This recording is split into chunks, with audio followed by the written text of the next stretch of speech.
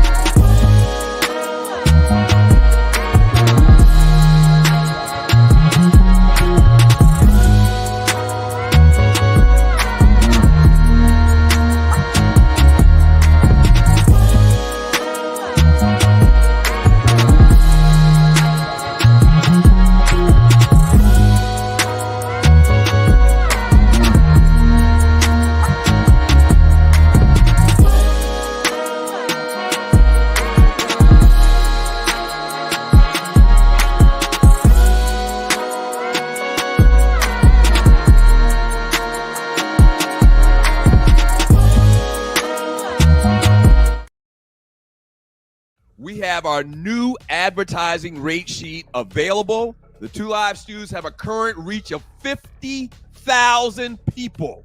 That's right. Okay?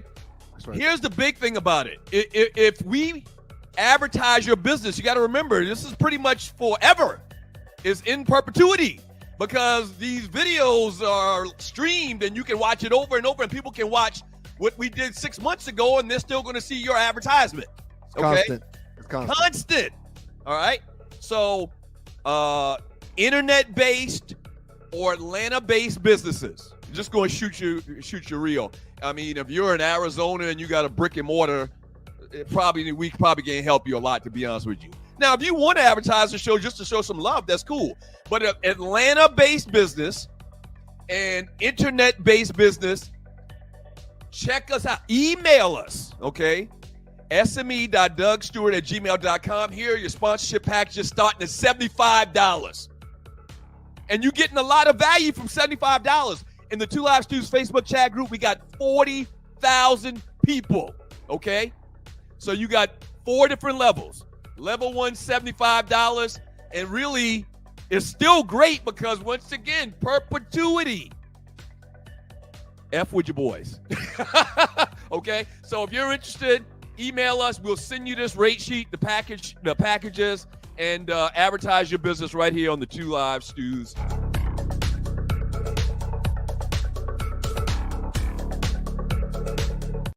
Imagine feeling invigorated and focused, not by artificial substances, but by natural pre-workout supplements. This isn't just a thought, but a reality many athletes and fitness enthusiasts are embracing. They hold the key to elevated performance without the commonly associated side effects of synthetic products. However, overlooking the potential of these supplements means missing out on that all-natural energy boost and focus. It means accepting unnecessary crashes post-workout. It's a pain point that no fitness enthusiast should grapple with, especially when there's a healthier alternative. At Lion Roar Herbs, we produce a vegan all-natural pre-workout that is proven to increase performance and boost every workout. Visit us at lionroarherbs.com to learn more and look for natural performance energy. That's NPE. We are sure you will feel the difference. Hey man, listen, the word on the street is real. SouthernEdgeBeverageCO.com. Everybody's talking about it, Doug. Yeah, salted flavored caramel whiskey, sweet tea flavored vodka. Everybody and their mama. Chub Rock, Jerry Stackhouse, all the Stewies, the dogs and the poodles, and this dude too. Dana Dane with fame, Dana Dane with fame. And look what I got, that Southern Edge. Southern Edge. Woo, baby, that's right. That caramel salted flavor, baby, is all you need in your life. This whiskey is fire. Take it from the great one. Southern Edge, Southern Edge, Southern Edge. Full circle. You heard the man, and you know who that is. The great Dana Dane with fame, showing love to the good folks from Southern Edge Beverage Company. Now, Doug, he mentioned the salted caramel. Don't forget about the sweet tea vodka. Don't forget about the passion berry tequila. And don't forget about the S.E. Limon tequila, too. Yeah. Nightmares of the night. That guy. Y'all don't know. If you under 50, you won't get that. But shouts out to the great Dana Dane with fame. Sir, everybody and their mama is talking about Southern Edge. I'm very proud, man. You can find more information about Southern Edge at www.southernedgebeverageco.com. But like Doug said, everybody's talking about it. Like to keep it on the edge so we max out. The best of the Two Live Stews experience. Right. We got a new Stews poll coming out. We're going to have it posted tonight. And the 4 options are Kirk Cousins, yes, Justin Fields, no. Or Kirk Cousins, no, Justin Fields, yes. You shouldn't be able to do that. You shouldn't be able to put a story out there that is not true. Kirk Cousins, yes, Justin Fields, yes. Or Kirk Cousins, no, Justin Fields, no. You just started talking about our debate that started us on radio was the effectiveness of the option, idiot. It was the effectiveness of the option in the NFL. You call your brother idiot? I never call you A an idiot. dummy. I'm calling him a dummy. And then you tried to railroad me just now. What you did is called hijack the show. I'm done. You call your brother a dummy? You call your brother an idiot and a dummy? I raise you. There you can go. Hey, we'll see y'all when? Monday? I got to go make the donuts. Bye. We see y'all Monday. I know a lot of times it sounds like we're bragging, but we got to tell y'all because y'all will forget. I'm serious. Sometimes we got to tell y'all, we got to say it out loud because y'all will forget. And y'all will give credit to somebody else when that's not the case. Just like I said, in 30 years, Eminem's going to have created hip hop. No. All these shows you see right now, they all came from us. They did. I don't care which one you name. Drink Kings, the little show with Steven Jackson and whatever the case be. Any show you see where it's 2 brothers talking shit on the radio, okay? Joning, having fun, talking about sports and whatever. It started with us. I just need to remind you. 2001. If you can show me video or pictorial evidence of somebody doing this genre of radio or entertainment before October of 2001, then I'll talk to you. But you're not going to be able to find it. The best of the Two Live Stews experience.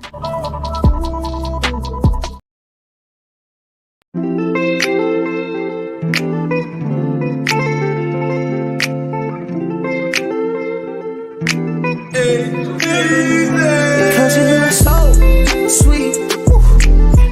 I wish I could taste the moment. Girl, you look so damn sweet. No, no. I wish I could taste the moment. Been around the world, hey, but there's nothing like that Southern edge, girl. No, I've been around the world, whoa. Nothing like that Southern edge, girl. Yeah. Okay, now pour me a one. Better yet, make it soon. They say the night is young. Wet this cup like the fountain in you. Shining.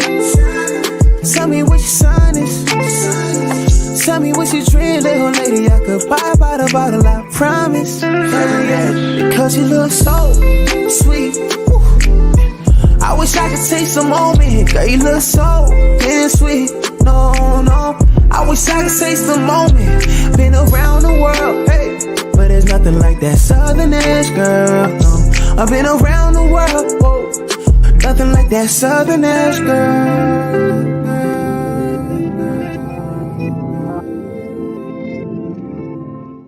Hey, people, it's your boy Chub Rock. There's a new sheriff in town. Southern Edge Beverage Company. And let me tell you, you better taste the edge. Watch this. Taste the edge. Sweet tea vodka, salted caramel whiskey will rock you. The taste is smooth and refreshing. Gluten-free, no harsh burn for the blessing. Make it neat. Have it on ice. Buy both bottles. Have it twice. Mix with your favorite fruit juice. Nice. Mix a liqueur combo. Hype.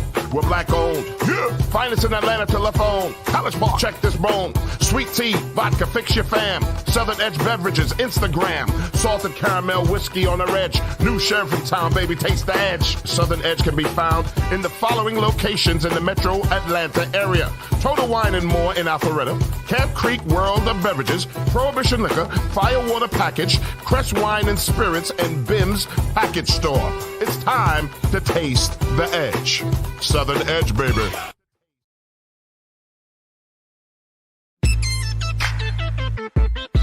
Yeah. Oh, okay.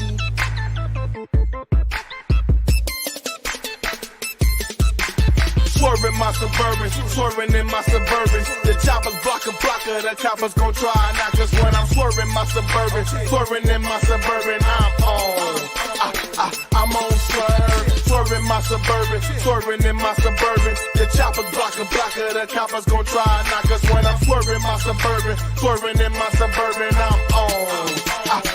I'm on swerve. Riding through the city, dirty money like Diddy. Got a bad chick with me, she want me to stroke a kitty. That kush smoke got me on the highway doing 50 plus your boy on swerve. Like I want the cops to get me, baby girl on the road. Say she like the way I do things, nickname me Staircase. Stepping up my shoe game, slide to the nudie bar, put a couple stacks on it. Find a hotel bed, put a couple backs on it. I'm on swerve, I'm on swerve at the drive-thru, try and keep my tires off the curb. Rock already told you with swagger we stepping. Got the shorty on your arm looking at my retro 7. Bet that get you quite offended. You look at me with ice grill. I ain't sweating you, dog. I'm higher than a light bill. So keep it easy with the move swing. Sucker knuckle stripping, no shoestrings. Who bang? Swerving my Suburban, swerving in my Suburban. The choppers blocker, the coppers gon' try and knock us when I'm swerving my Suburban, swerving in my Suburban. I'm on.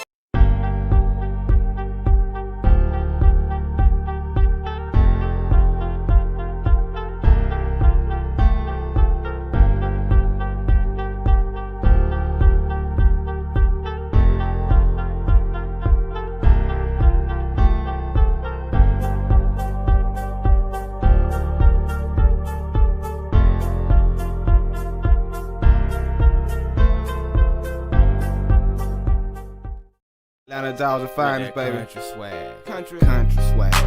Country swag. Country boy. A country swag. I'm a country boy with a country swag. So country. I'm so country. Country boy. Country swag. Georgia plates. That's them country tags. I'm so country. I'm so country. I'm so country. I'm so country. Open line. Open line. Good morning. Good Hola. evening. Good afternoon. Naughty, are you on? Yeah, I'm on. What? Hey, Why are you smiling? Y'all remember, I'm laughing at Loose Neck PSI with he got a picture of Arlie up as his Honey, they love with some messed up glasses on. Right. She cute. Do y'all remember, y'all radio people, do y'all remember Ike Newkirk? I do. Open line. Nah. Remember Ike? He's Naughty. too young. I'm under 50. No, but check this out. So Ike Newkirk, this is Atlanta radio history. Ike Newkirk had a morning show. I think it was Sunday mornings on WQXI. Why do those call numbers sound familiar, Naughty? Because that's where we was. Right. 790. And now that you mentioned it, I actually met Ike Newkirk. Yeah. He did like the religious stuff, right? I don't know if it was religious. I mean, basically it was, he didn't have a producer. The story behind him is he didn't have a producer or anything. And for like umpteen gazillion years, he did this show every Sunday morning at 6 a.m. to 9. And people called in directly to his show. There was no phone screeners or anything like that. So because he was the producer and the host, he answered the call, open line. And they could talk about anything they wanted to. So it was politics, pop culture, I mean, everything. I like that. Yeah. I Ike love Newkirk's that. a bad boy. Yeah, I remember Ike Newkirk. He's not in the business anymore. And I'm sorry for getting off on this tangent. Shouts out to everybody in the chat room. Okay. This is that. No rules. Shouts out to everybody in the chat room. Thank you for tuning in to the pop-up show on the Stewart Media and Entertainment Network. Doug Stewart, the great Naughty Dread, Tree Taylor. But I know that Ike retired. He doesn't do the show anymore for many, many years. I hope he's still around. I don't want to kill off anybody. You know, I'll kill off somebody in a second. Right. But good dude, real smart. I believe he went to Morehouse. Any ninja to go to Morehouse is smart. Let me just tell you that. Anybody go to Morehouse is very academically inclined. I'm going to give them their props. So super smart guy, and he had one of them shows where he kept it real. You know what I'm saying? And I had never heard of him until we started working at the radio station, but always used to come and talk to us, give us words of uplift, talked about his experiences, because he had been in radio forever in Atlanta. So shouts out to Ike Newkirk, wherever he is. It says It says this year. I'm trying to pull it up. What? I don't want to say. I'll wait till I find. No! Calm down. Say it ain't so. No! Hold on. Let me move to the middle. No! I ain't going to glory. I'm gonna get back. So can I explain to the listeners that y'all are gonna see me over here sometimes, because even though this is a pop-up, I can't help myself. I've got to produce. Okay, I need you to clarify and verify if Ike Newkirk is still with us or not. Okay, I'll be back. And okay, please. Wow. God. But you remember Ike, right? Naughty? Yeah, I remember Ike. I met him at 790. He was cool. Yeah, so 790 was the call letters to the radio station that they ran us from. Naughty was assistant producer. We going on 15 years ago now, because we were shown the door in 2012 or 2011. I can't even remember. And you were with the show how many years? What years were you with the show? Two Live Stews. Man, it seemed like I was there for maybe 2 or 3 years. I can't remember. Like it was a while. Probably. I came right out the Mike Vick had his trouble. Oh, I remember the white folk got mad at me. Oh, he got mad at you. So right. imagine how they got mad at me. Once again, that's gonna be part of the book. That's gonna be part of the book. And I know people keep saying that y'all keep talking about the book. No, we have actually put it on the calendar to start producing the book. Okay. And so the whole Mike Vick thing, there's several things that led to our demise. Paul Mooney coming there talking about cracking this, cracking that. Shout out to the great Paul Mooney, my favorite comedian of all time. Rest in peace to Paul Mooney. He came on the damn show, and I didn't know he was gonna go off like that. I knew his reputation, and he cracking this and cracking that, and honky this and honky that. I mean, and me and Ryan were looking at each other like, man, what are you doing? This is our livelihood. That's his livelihood. We didn't have no warning, man. So that the whole thing. I mentioned this yesterday morning. You're watching the Two Live Stews Experience. I mentioned this yesterday morning or 2 mornings ago when we did. No, it was yesterday morning. The whole Snoop Dogg candy flavored malt liquor. That was another thing. Oh, they hated us for that. What's wrong with it? There's nothing wrong with it. Hey, man, I'm not promoting no candy flavored malt liquor to my people. Why? They're going to pay us a lot of money. Man, F your money. We're not doing it. There he goes. There he goes. Is he still with us? So this when they said rest in peace, they were referring to him leaving a station. I can't really find any legitimate information about this man. I don't know if he's purposefully being elusive or what. Okay. That was a LinkedIn page. Put his LinkedIn page back up there. That's him. That's the great Ike Newkirk. That's him. Yeah. He had Morehouse College. He was right. He was about 70 years old, and he had a full afro. I always wanted to ask him, hey man, how you do that? Like, how's that work? You got a full ass afro, and you at least 70. I always just wanted to ask him, but I never asked him. Yeah, that might be a little bit offensive, but Ike is still kicking it apparently. Okay.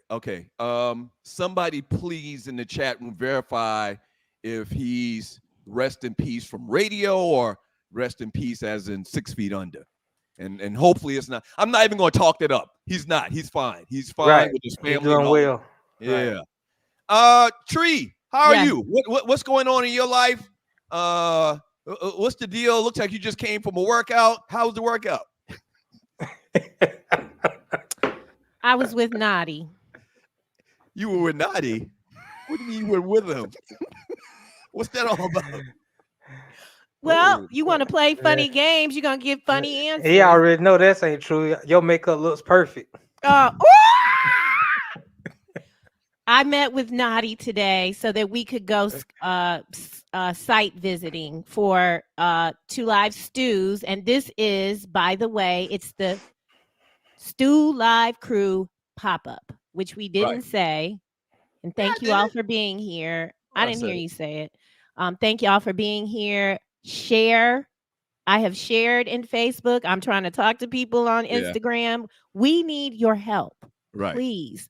What I did today, Nadia and I met up to do some site visits, planning some tailgating type situations for the Two Live Stews experience. Mm-hmm.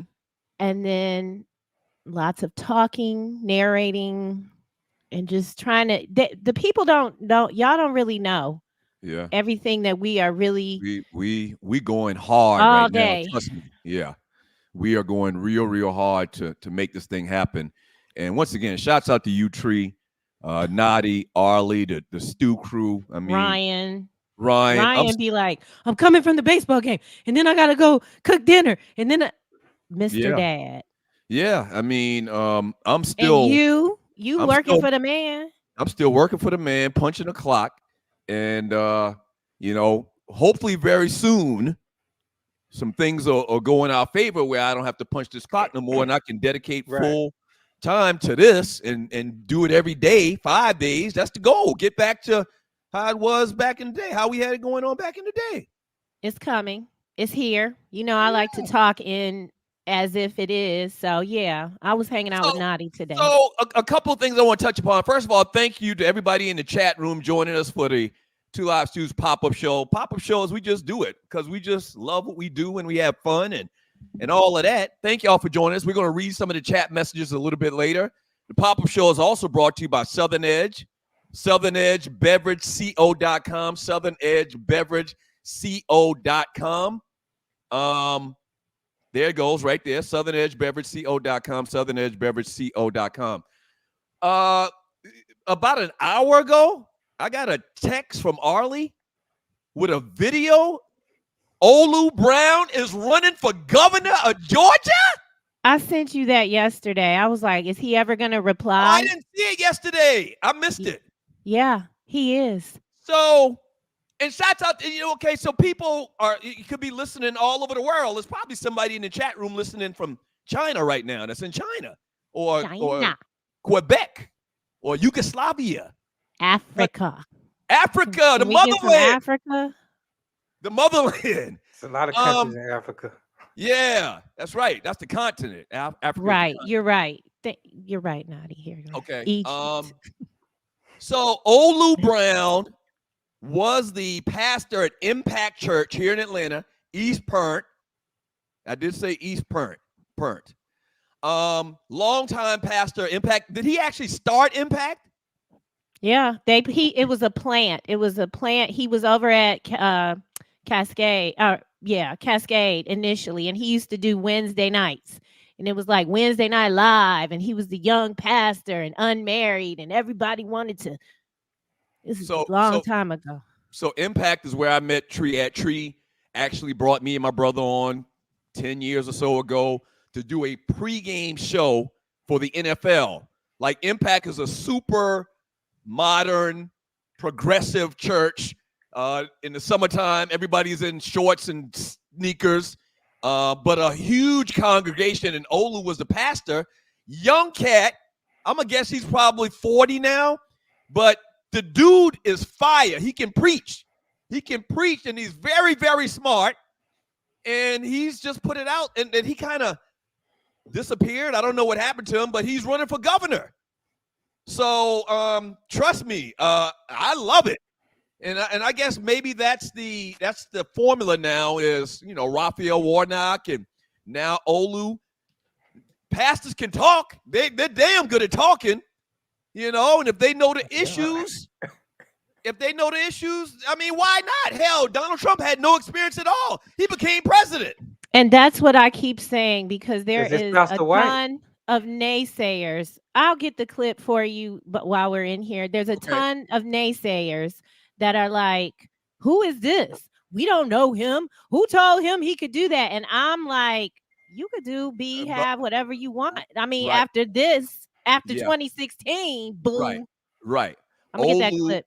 Olu is super, super smart. He's very energetic.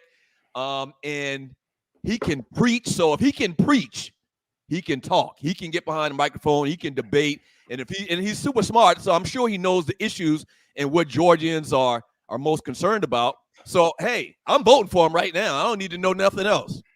Is it too early to tell y'all what I was thinking about yesterday then on this note? No, go ahead. Here we go. Get ready to dump you. I really thought about this for about an hour yesterday. Okay. All right, let's hear it. 2028. Man, I'm thinking about running for president of the United States. If I start right now today, Nadi, if I start my you got my support, man. Because guess what I'm gonna do? I was thinking about a reparations plan. I was thinking about a re-education plan, getting teachers raises. Like I really was formulating my whole campaign. And I said, if I start today, in 4 years, will I be ready to be president of the United States of America? Nadi, sincerely, I'm going to say this. I didn't know you were going to say that. I promise y'all, people watching the show, don't think we set this up. Like I just said a minute ago, Donald Trump with no experience was president of the United States of America. He's got a good chance of winning again. Hell no. Why not? Right. I believe in you. I trust you. I believe in you way more than I do Trump. So why would I vote for you, Nadi? Right. In 2 years, I'll go ahead and run for alderman. That's just to give me some experience on the political level. I can be the alderman somewhere. Nadi. And then, yeah. I can't tell you how much this means that you announced your candidacy on the pop-up show. The pop-up show. This is great.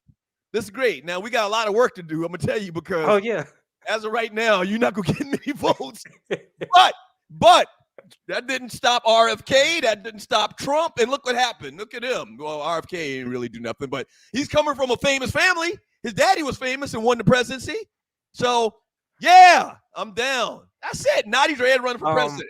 Andre Elam. Yes, I will be running as independent. That's my homeboy. Yeah, I won't be Democrat or Republican. I'll be running as independent. So if you're new to the show, Nadi is very controversial in his political views. That's the best way I can put it. some people would call it political or controversial, but maybe not. You don't call it controversial, do you? That's just how you feel. Everything on the issues, you feel how you feel. Maybe radical somewhat, but I believe in humanity, and so we'll have a more humanitarian society under my leadership. That's what's up. That's what's up. Speaking of politics, it was just announced today that Kamala Harris and Walz, her vice president candidate, running mate, are going to do an interview on CNN this Thursday night with Dana Bash, as well as the debate between her, Kamala, and Trump is going to be September the 10th on ABC. And the big controversy with that, if you've been watching the news today, the big controversy with that is, as of now, they are going to mute the mics of the person that's not speaking. Now, Biden initially, when Biden was still a candidate for the Democrats, Biden initially wanted them to turn the microphones off when the other person was speaking, because remember before, Trump he got no self-control. He's a loose cannon, to say the least, and he just kept talking over Biden. So that's the way he wanted it. But now the Harris campaign wants to flip it. They want the mics to be on, in effect, long story short, so Trump could step all over her and make himself look like a fool and an ignoramus. Yeah, but at the last debate with Trump and Biden, Trump handled himself well. He wasn't interrupting Biden. He was letting him talk.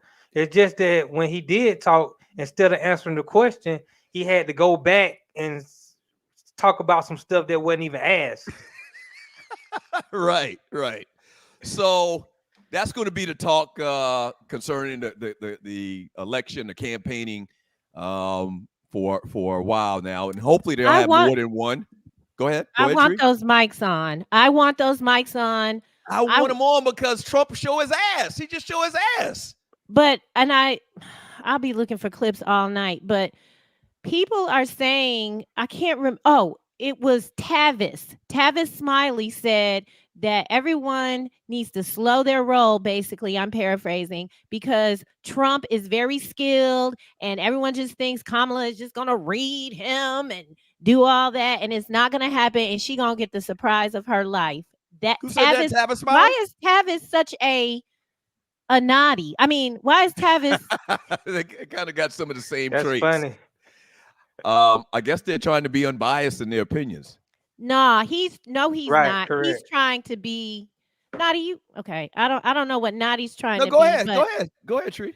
It just feels like a lot of bashing. Plies was in the news also the last couple of days because he was like, I don't give a flying flip if she hasn't been charged with embezzlement. She hasn't been grabbing pussies. She hasn't been I mean, he started naming all of the charges. She hasn't been impeached. And until any of these, he named a number of things. Until those things happen, y'all can vote for who you want. He said, I'm going to vote for the AKA. You can vote for the KKK. Leave me the hell alone. Oh, I like that. Who came up with that? Tavis? Plies. No, Plies said, okay. I'm voting for the AKA. You can vote for the KKK. It's on you. That's great. I'm sure somebody's already like copyrighted that. Can we run this Olu clip? Because I want to talk about it from a producer standpoint. Okay. Hello, my name is Olu Brown. Candidacy for governor. Okay. Hello, my name is Olu Brown. I'm running for governor for the state of Georgia in 2026. I believe it's time for a new face, a new voice, and a new generation of leadership who listens to Georgians. I need your help and I need your support.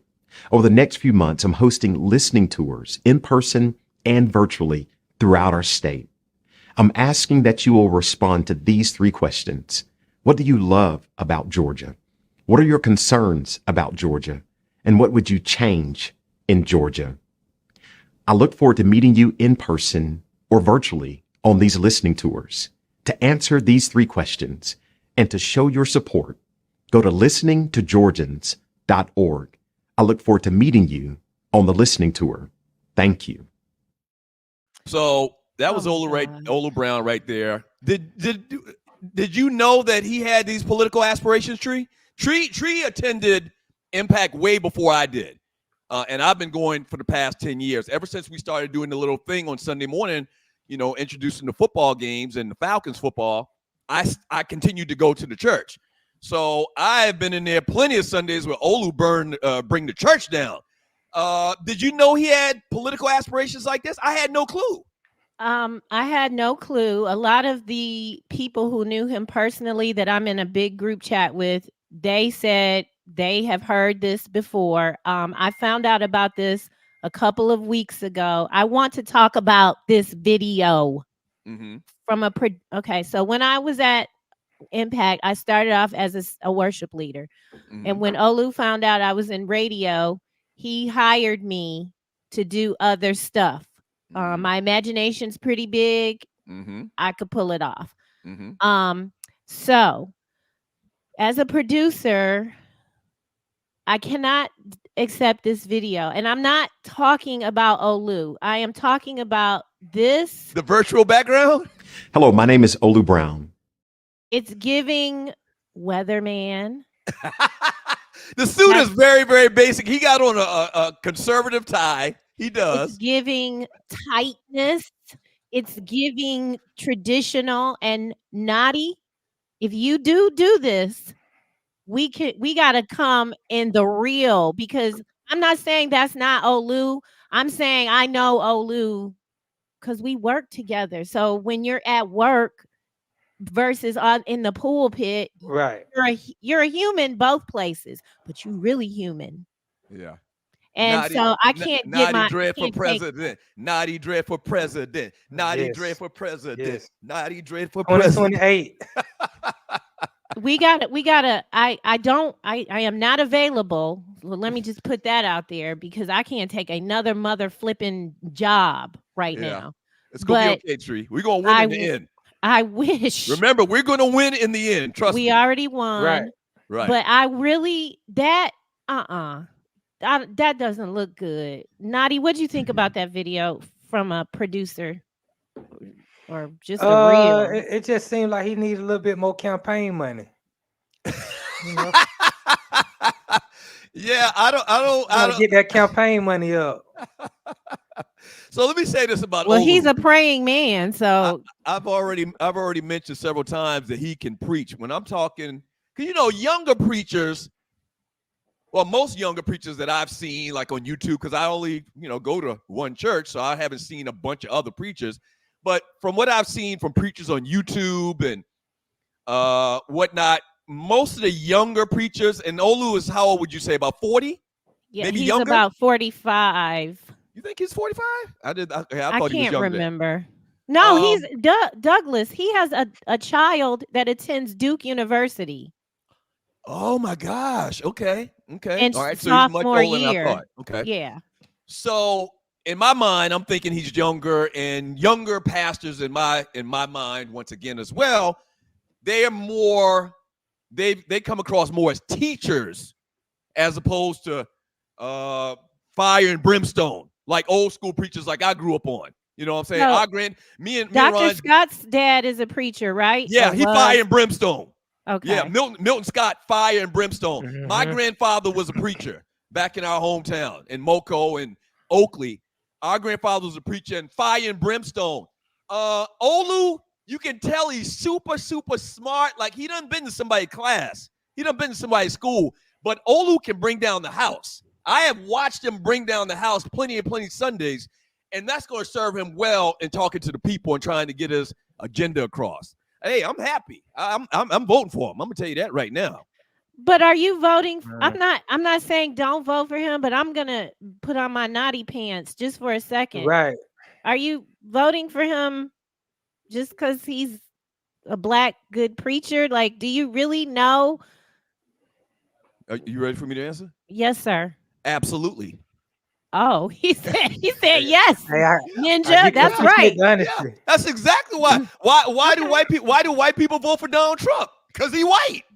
Okay, so why? Well, I don't think they just vote for him because he's white. Because of the money. I can't say that across the board. But a large contingent of people that only vote for Donald Trump or vote for Donald Trump because, or as opposed to Kamala Harris, is because he's white. Is because he has a very conservative agenda. So it's part of the reason I'm voting for Olu Brown, and part of the reason I'm voting for Kamala because they black. You goddamn right. Okay, but you said you're going to vote for Nadi, yet you sit in this space often and speak about how his views are interesting. That's my favorite word. Now, if they got another black person running against you for president, Nadi, I'm gonna vote for them. If they have a better track record, for the people, and I thought about it. Right, I could be running against The Rock in 2028. Against who?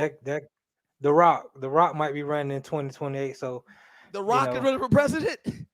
He might. It's possible. He's spoken about it. The possibility. Listen. So, I mean, you done threw a monkey wrench in the whole plan. If The Rock running for it, I might have to vote for The Rock.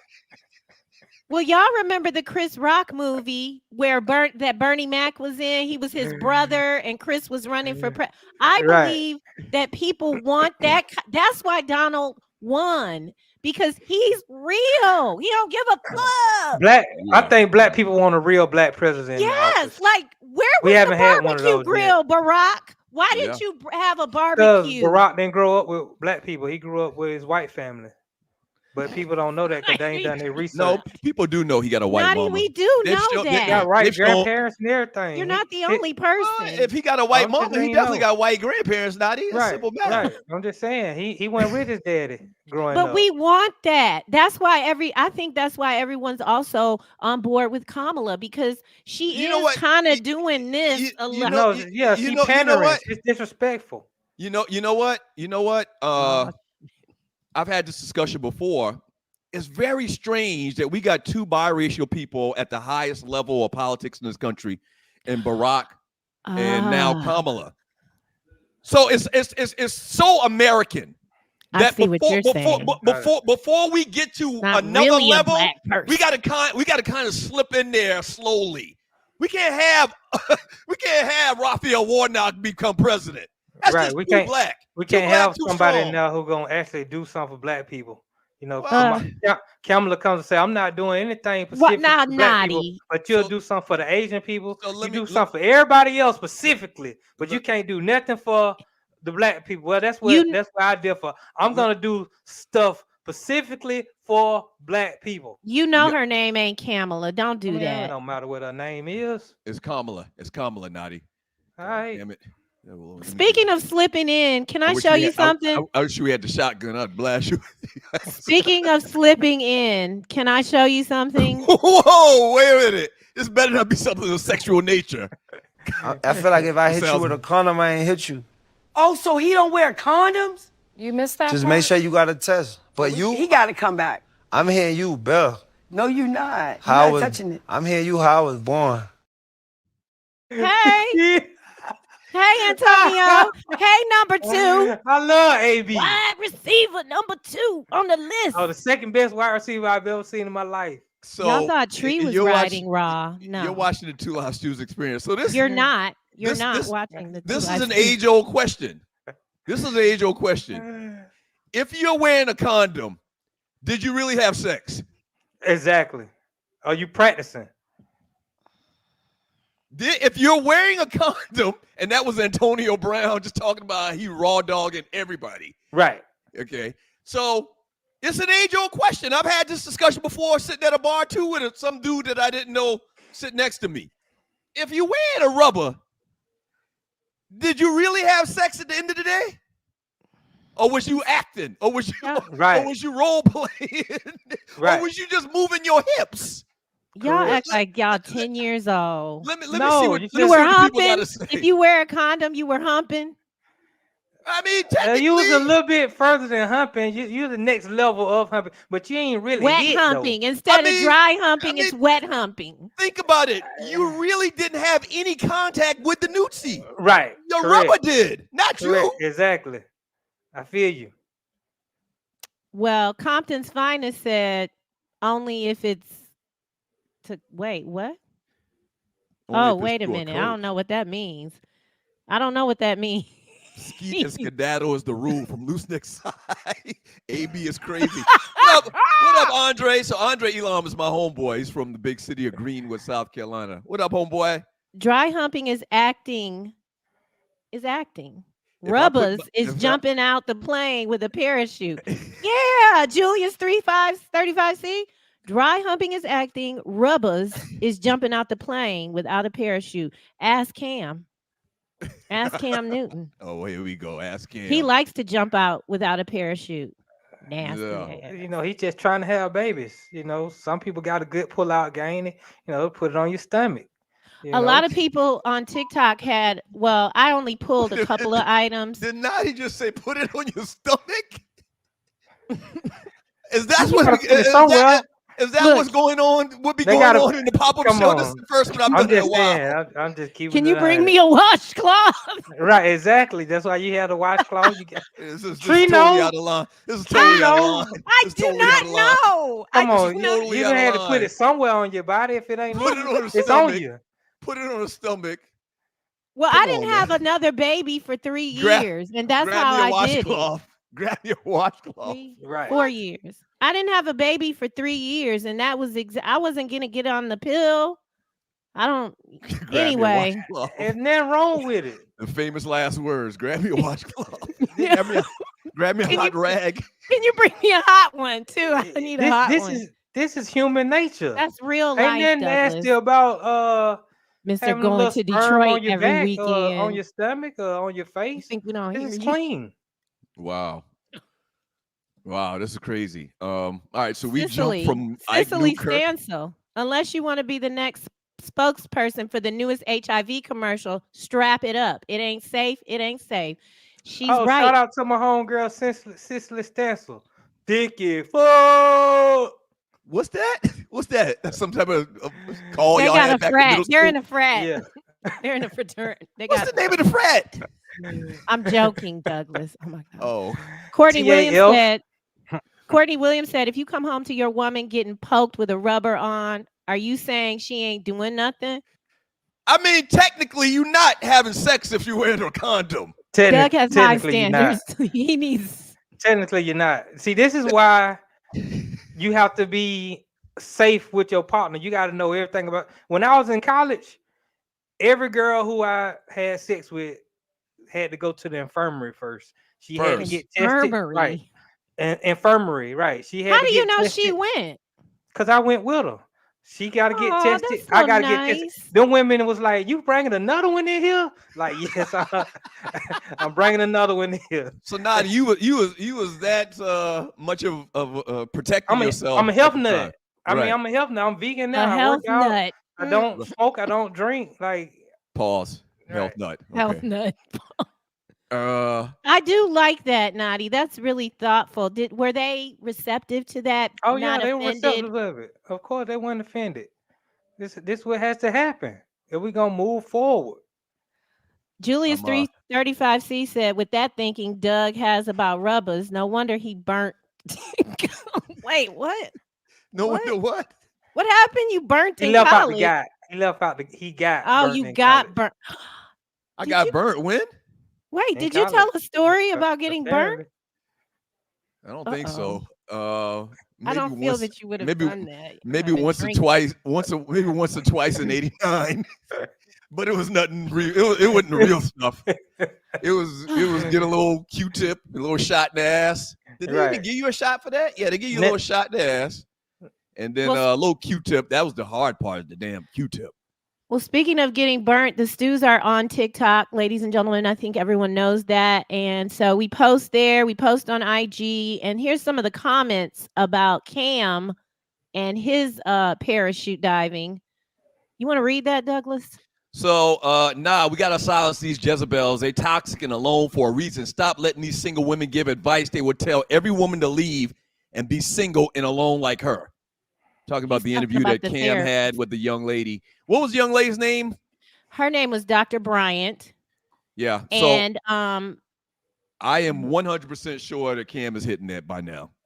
that is, I don't believe that, because she was The interview was 2 days ago, and I promise you, no later than last night at midnight, he hit it. If you see this young lady, very sexual. Yeah. What? Okay. So what's the point in coming out there wearing what she had on, all her bosoms out? And she did an interview with Nick Cannon and didn't dress like that. And I'm not people. Ladies, wear what you want to wear. I'm not that girl. Right. Okay, and you're right. And you're right. I don't mean to insinuate she's any type of way. Yeah, that she. But all I'm saying is she was giving off we can go in the bathroom vibes. It's not the clothes. It was the sexual energy between the two of them. It wasn't her clothes. If she had on a nun's outfit, they had chemistry. Cam is somewhat of a drama queen. Let's call him a drama king. Okay. Arlie made a great point the other morning when we were talking about this. I can see, Cam getting with her, and then a tell-all book comes out later where she writes this book saying, yeah, the first time I met him was on this interview. Most of y'all will remember. Well, what you didn't know is that night he hid it. And he impregnated me on the first try. I can see a script. I can see a storyline, a book, a movie from that interview. Because she is fine now. I'm not taking anything away from her. She's fine as frog hairs. Fine as frog hairs. And Cam, clearly, he likes Nudesy. Okay? I can see it happening. You just need to be selective about that. I mean, you can't just, I don't know. More Nudesy talk. Did you hear about this? Oh, damn. Yeah, I heard about it. NASA astronauts will be stuck in space for 8 months. I got questions. So y'all know I don't believe that we ever went to the moon. Did you go see that movie? I'm the same way with you, Doug. It's actually on like a streaming service. It's not in the Fly theaters. Me to the Moon. And it's implying everything you said. And I want you to watch it because when they make these movies, they're really kind of giving us a little like, yeah, Doug was. And it's funny. I posted a meme. Somebody posted a picture and it had all these different electronics, like 50 different electronic items from 30 years ago. And the person was making a point in the meme saying, all of these items have been replaced with your phone. Okay. And that goes to my one point about how I don't believe we never went to the moon, because the moon landing was 50 years ago. Okay. 1968 or 1969. It was over 50 years ago. Right. So based on how technology has gotten eons better in 50 years, we should easily be able to go to the moon. We should be able to do that on our lunch break. That's what I be saying. Some stuff just don't make sense. It doesn't even can't believe everything. I mean, even when they showed the moon landing, right? They got the guys walking out of the vehicle, right? Walking out of the capsule. Who filming them? Somebody had to already be on the moon. And not only that, it's a lot. The transmission to transmit that back to Earth, which I think they said it was 600,000 miles or something like that. Bullshit. Oh God. Bullshit. Okay. Go to the moon. So back to this.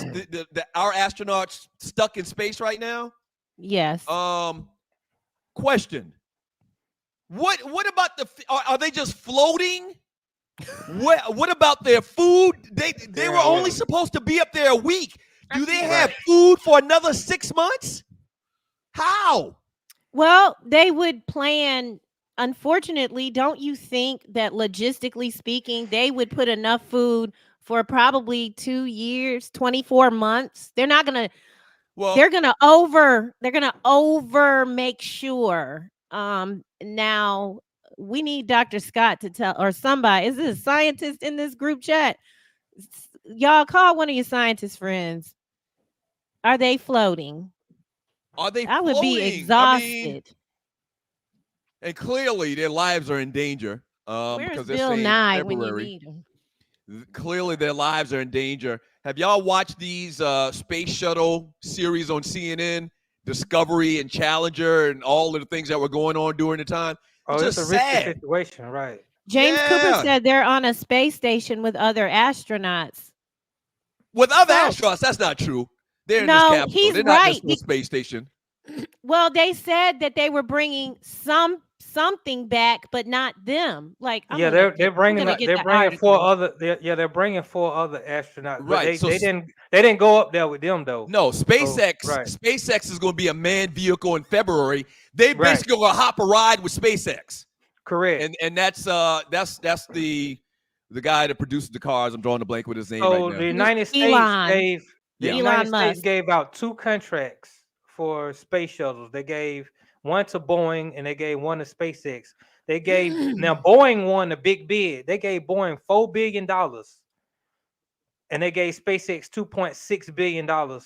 And we're using the SpaceX to go up there and save them folk because Boeing can't never get it right with space shuttles or airplanes. They just had an airplane in Atlanta. I think this happened earlier today that the tires went bad and killed 2 other pilots. Wow. Boeing, right.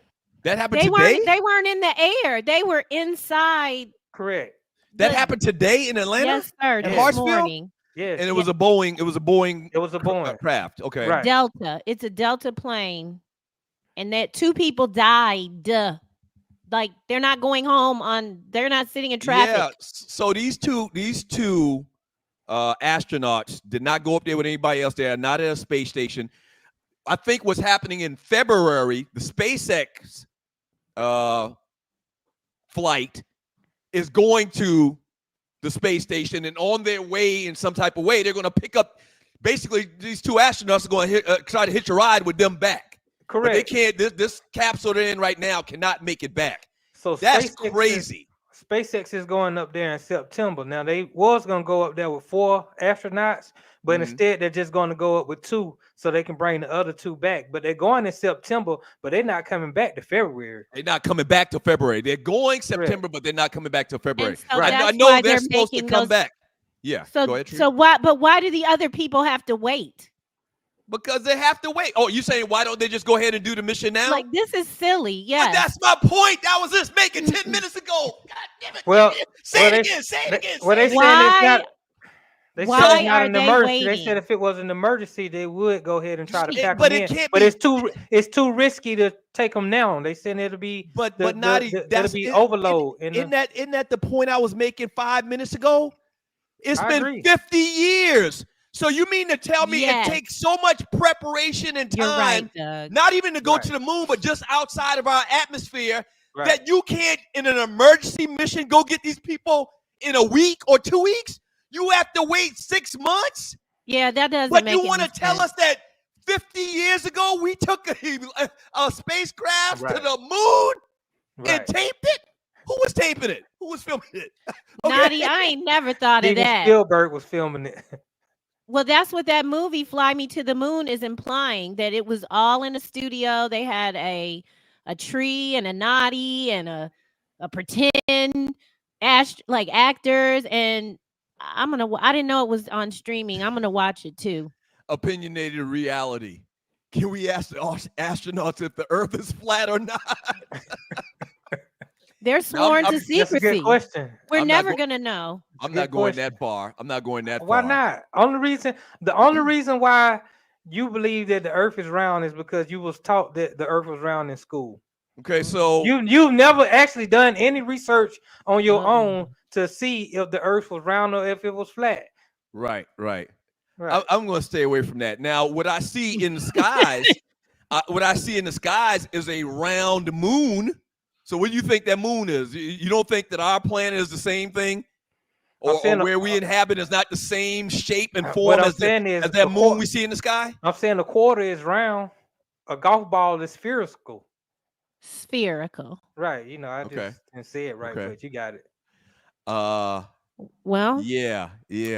We'll have to revisit that, I guess. And Doug, you're really touching on a controversial subject. I'm saying I believe that the Earth is round, but I believe that according to what I was taught in school, I don't know that for fact. Right. Oh yeah, man. We basically can't believe anything we're taught in school. Correct. Man. Definitely not what you learn from these folks. These folks lie all the time. These folks lie all the time, man. Right. Yeah. Absolutely. Naughty had a story he wanted to. Oh, go ahead. And you're watching the pop-up show on the Stewart Media and Entertainment Network. Ladies and gentlemen, it is the Stew Live Crew pop-up. The Stew Live Crew. Let's say it together. Peanuts, peanuts, peanuts, boiled peanuts, boiled peanuts, boiled peanuts. Stew Live Crew. I'm not gonna say that because you trying to trick me. Right. Naughty, before you do it's a long story. I got one question though. Why we only see one side of the moon? Y'all realize that we've never seen the other side of the moon. So the moon is supposed to be going in circles. The planet is supposed to be going in circles and around. You know what I'm saying? It's going like this. But we've only seen one side of the moon. What these people have you believe is that magically it's spinning so precisely that we only see one side of the moon. It's kind of strange to me. Well, here's another question I got too. The earth is supposed to be moving at a rate of like 17,000 miles per second. Did y'all know that? Naughty probably did. So my question is, I asked this in the Two Live Stews Facebook chat group one time, if the planet is moving that fast, why couldn't you just jump up straight in the air and the planet continue to circle at 17,000 miles per minute per hour and pass you? Somebody, the people that are going to argue with me say it has something to do with gravity. No. Or how about this? How about get into a helicopter? You know, a helicopter can hover in one place. Yeah. If the planet is moving at 17,000 miles per second, if we get in a helicopter, go up 50 feet and just hover in one spot, why wouldn't we be 17,000 miles behind in an hour? I'm saying the atmosphere is a part of the planet. It all Cicely moves Stansel wants to know where are you getting these facts from? Cicely Stansel. No, these aren't facts. I'm asking questions. These aren't facts. I'm asking questions because I'm like Paul. I'm like, what's his name? What's the comedian name used to come on our show, Naughty? He said, I be thinking. What's the old new George Wallace? Oh, like George Wallace said, I be thinking. Okay, so these are your thoughts, not anything you read. These are my thoughts about science. Thank you, Cicely, for clearing that up for us. Yeah. Okay.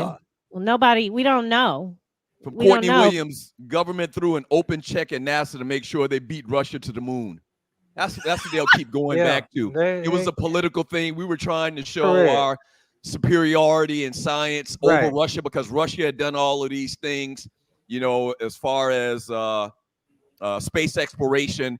And so we had to make a big splash. We made a big splash. So we like, the hell with it. We done. We ain't going back. We already proved that we the best. Right. That sounds like some BS to me. And Russia is up in space right now.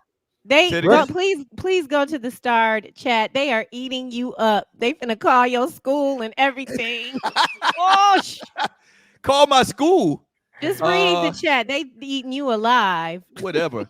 Opinionated reality. Wait, what? Did those same people vote for Biden because he was white? What was he talking about? He's talking about when you that was earlier. He's talking about when you said that white people voted for Trump because he was white. He's saying, did white people vote for Biden because he was white? Yeah, some of them did, because some of them had common sense. I mean, if you got a choice, if you white and you got a choice between Donald Trump and Biden, who would you vote for, Tree? I mean, because they're on the same level as far as their whiteness. So what's the what's the thing that's going to separate them? One is an imbecile and the other one isn't. Simple. No, both of them are imbeciles, but that's not here nor there. Keep reading. Griff, in North Carolina, we got food, and Mark Robinson won the lieutenant governorship 4 years ago. They just saw a black face, but he's a real Uncle Ruckus too. Oh, I can tell you, well, as far as I can tell, Olu Brown is not no Uncle Ruckus. Olu Brown is for the people, hopefully. Hopefully, I didn't misread him. He said hopefully, but he's met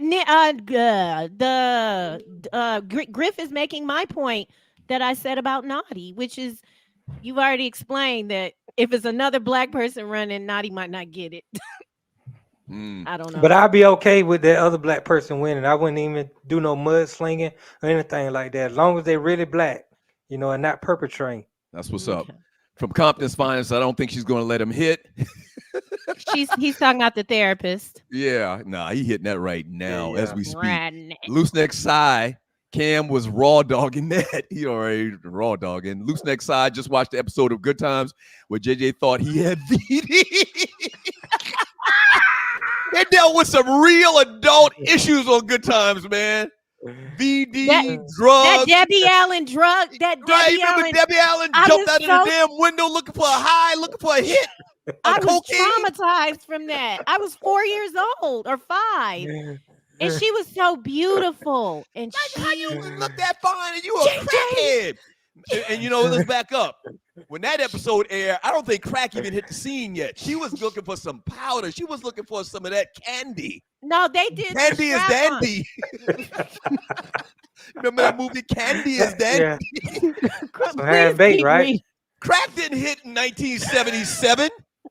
Crack was like 82. But Naughty would tell you that they 80. was making it. They was planning for it all along. He already told you Sexy Red is an op. So did you watch Snowfield? Snowfall Tree? Yeah, not yet. But Kayla's always like, Mommy, you need to watch that. I don't have time now. Phenomenal series. Now, do you watch TV like that? Do you watch series? Nah, I didn't watch Snowfall, but all my friends watched it. Okay, let me tell you something. If you're looking for a series, basically Snowfall tells about how crack came on the scene. They're talking about where it started at, the story behind it, everything. The whole crack epidemic is really, really done well. From Fly Tide, their food is each other. They're talking about the astronauts. Talking about the astronauts. Their food is each other, yeah. Oh, God. What movie was that? Lord of the Flies. Y'all remember Lord of the Flies? I remember Lord of the Flies. Yes. Yeah. They're going to start eating each other in a second. If they run out of food, she's done. Because she's not going to be able to overpower that dude. He's still a dude. I know we got a lot of transgender, this, that, and the other, but let me tell you something. On that ship, she's getting ate or eaten. Courtney Williams, government through an open... no, I'm saying eaten as in she's an eater, like ribs, like chicken. Yeah, I know what you mean. Yeah.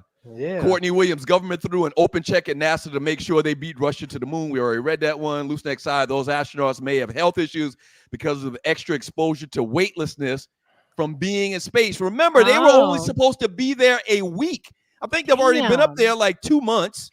Yeah.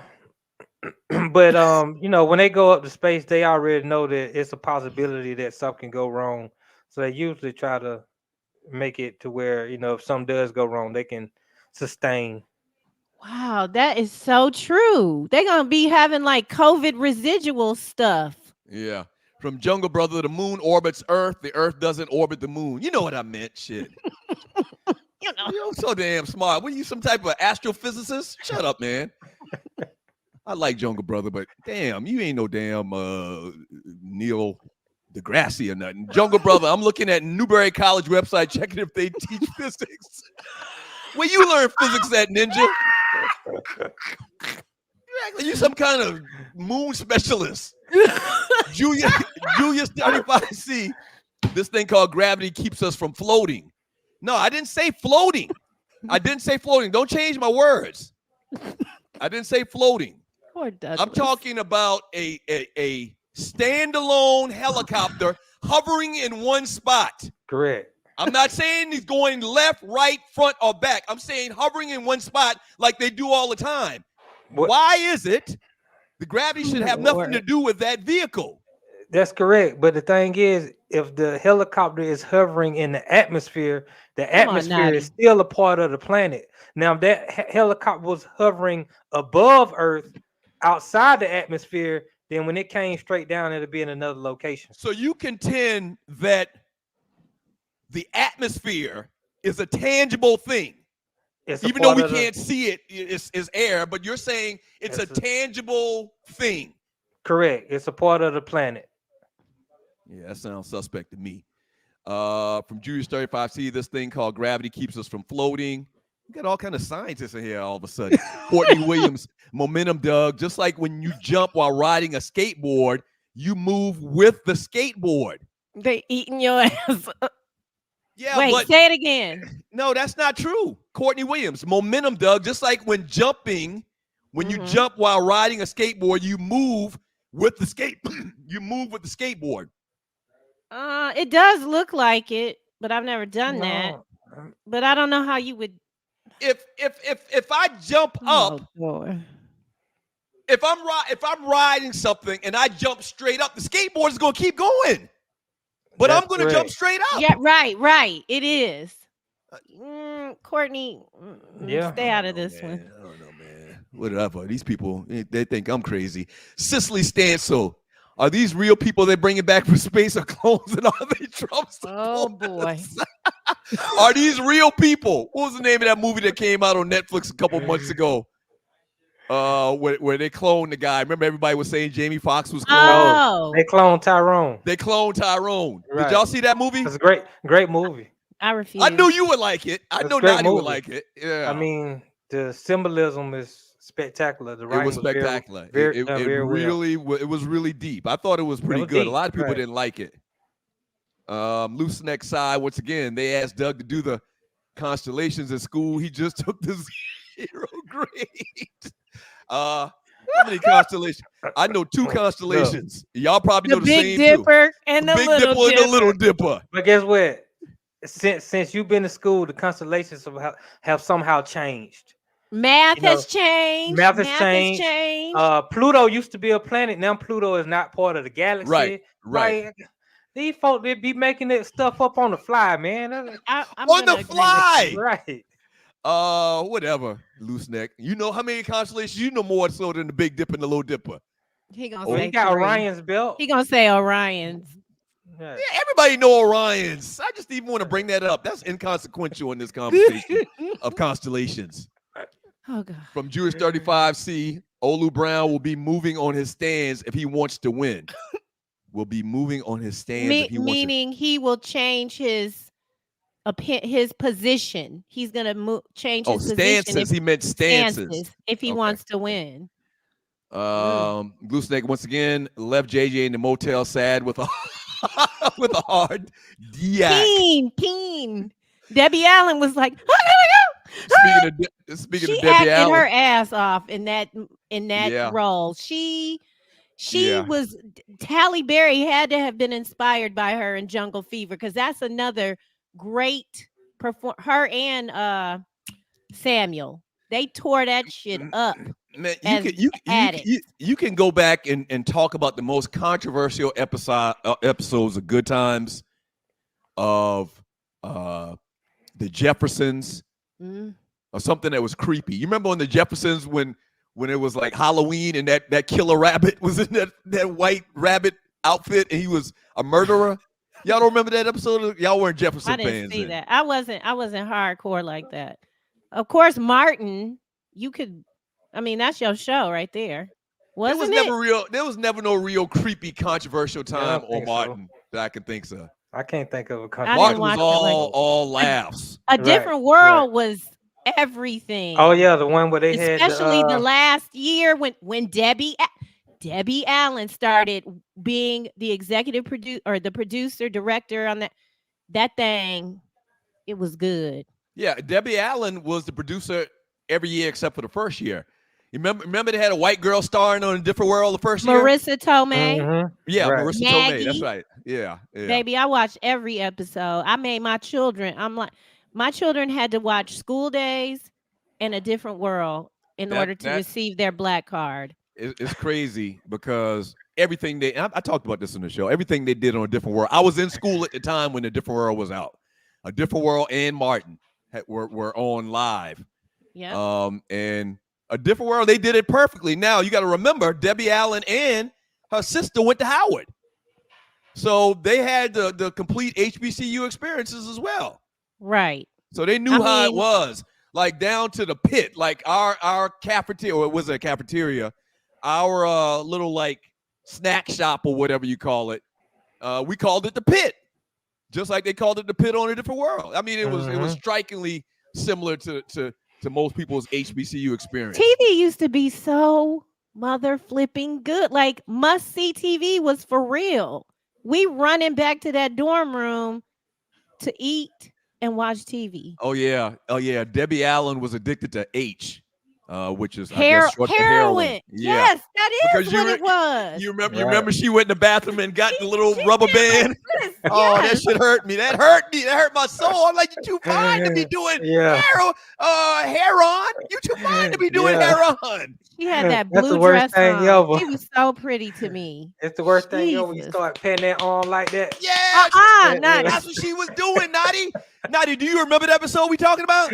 No, but I know about that arm pat. Just go to YouTube. You can find it easily. Yeah, she started patting her arm. It's a long story short. JJ had found this girl. He had loved she, and they were going to get married. They thought the Florida and James thought they were too young, and James, forbid him to get married to this girl. Somebody said it in the chat that he was going to fight him. So JJ was ready to get his ass whooped by his daddy, James, because he was so in love with her. And so they decided that they were going to elope. And she was acting real funny, and she was scratching and stuff a lot of time throughout the episode. And then she just, for whatever reason, went to the bathroom, pulled up with her purse, and pulled out all of the tools you need to shoot up yourself with heroin. And we were shocking. Traumatized. It was shocking. Yeah. Debbie Allen is like 70 something and she is something else. And then another episode of Good Times. You're watching the Stu Live Crew experience. Stu Live Crew experience. Whatever we call it. Another episode was JJ girlfriend. And listen, this is 1976. This was very risque to talk about a teenager having sex. One of JJ old ladies bust up in the house talking about you burned me. She was like, I got BD and you the only one I've been with. And listen, I'm telling as an 8-year-old, I'm like, Benwood, what does he mean Benwood? I had no idea JJ was getting the nude Norman, is that Norman? 1977, 78. I had no idea. I'm 7 to 8 years old, huh? Was that Norman Lear who wrote that? Yeah, he was the executive producer, Norman Lear. He went too far because he went too far. Penny, Janet Jackson. Oh yeah, that's another one. You see that one, Naughty? You seen that one? That episode? Right, I saw that one. Okay, yeah. That was too much. Kim Fields' mama in real life was Penny's mama, and she burning her with a damn iron. Child abuse. Right, yeah. They addressed every issue that you could ever imagine. Any please go to the chat. issue that you can imagine in Black America. They addressed. I forgot about this one. Yeah, is it the one with Griff? Remember the Jeffersons? George saved the KKK member's life, and when he gained consciousness and found out George saved his life, he said, "Man, I wish I was right."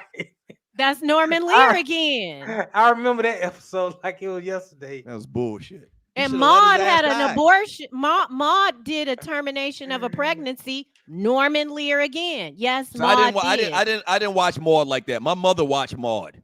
I remember where my mother Florida watching came Maud. from. Yeah. And he like spun all these people because the Jeffersons came from Archie's racist. I hated Punk that ass show. Norman Lear. Have y'all ever seen that video with the black man that actually came up with the idea of Good Times? He said Norman Lear stole the whole concept, didn't give him any producer credits, didn't pay him like what he was worth or nothing like that, and never acknowledges that he came up with the idea. He came up with the script. He came up with the script, but Norman then where did he get? I mean, because just read the chat. It's going to remind you of some of the other stuff. Where did he get all these ideas? And why? I was so mad when Keith, because I was, again, I'm 4, 5. Oh, man. They finna leave. Another one, man. Now, do you know about this? You know they was in the ghetto and they was always broke and they was always poor. Exactly. Thelma nabbed some superstar football player. This dude was going to be a first-round draft pick. And at the wedding, JJ tripped him up and the man broke his leg. Oh, yeah, I remember that. And he couldn't even play football no more. And was up there Evans family like that. He was living with them like, well, it's oh, gonna yeah. be. Yeah. Right. You could have went and coached or something. Because his self-confidence was all messed up. Yeah, all he did was lay around on the damn couch all day and feel sorry for himself. They didn't have the medicine we have today. They could have rehabbed that if he was playing today. He was finished. He just had you break your leg back in 1976, you done. You ain't playing no football no more. I think that episode was trying to show true love. Like, okay, it's over with for him. You gonna stick by him or what? You know, and Thelma stood by him, you know.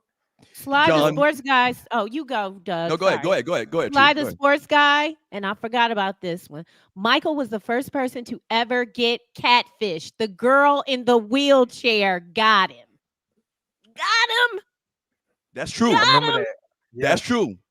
Yeah. For people that don't know, Michael Evans, I don't know where he got a CB radio from. Like that's what we had. We had a CB radio, or you had walkie-talkies for Radio Shack. Yes, or you had walkie-talkies for Radio Shack. But somehow, Michael got his hands on a CB radio. He had his own trucker name and everything, and he hooked up with this chick across town. And she sound fine. In another projects in Chicago, and they were talking back and forth. She didn't really catfish him in the traditional sense of how we look at it today. Her face. They were on the radio, so they never saw each other.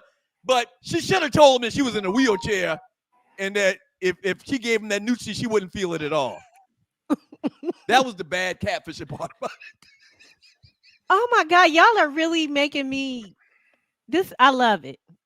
We watch TV. The TV was the babysitter, Naughty. She should have told him that if I give you this Nucci, I'm not going to feel it at all because I can't feel anything from the waist down.